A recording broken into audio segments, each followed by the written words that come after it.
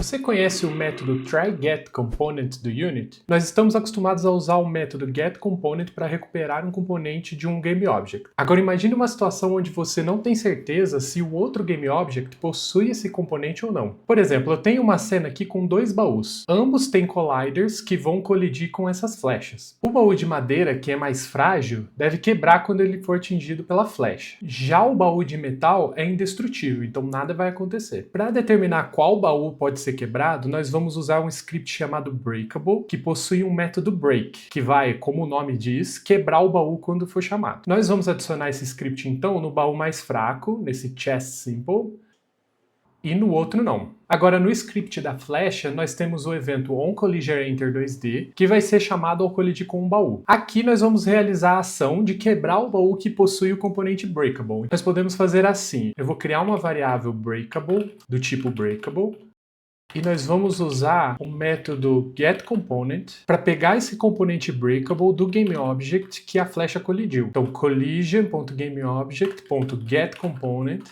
a gente vai passar o tipo breakable, mas nós não sabemos se esse GameObject realmente possui esse componente, porque uma das caixas tem e a outra não. Então ele pode ser nulo. Então antes de chamar o método break, nós vamos fazer um if, verificando se breakable é diferente de nulo. E aí sim nós chamamos o método break. O resultado fica assim: quando as flechas atingirem os baús, o da esquerda vai quebrar e o da direita não. Com o método try_get_component, nós podemos simplificar esses passos dessa forma. Ao invés de usar o getComponent, nós vamos chamar o try_get_component dentro do if.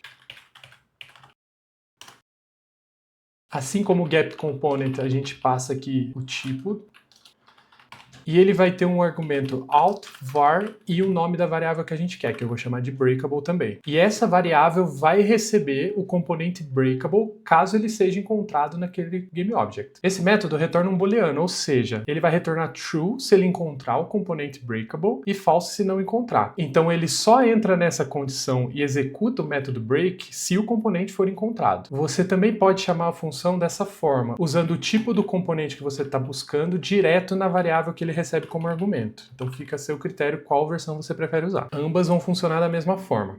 E ao rodar a gente pode ver que o resultado é o mesmo. Esse é um exemplo simples, mas podemos ver que com o método try_get_component nós temos um código mais sucinto e mais eficiente, porque o programa economiza uma alocação de memória caso o componente não seja encontrado.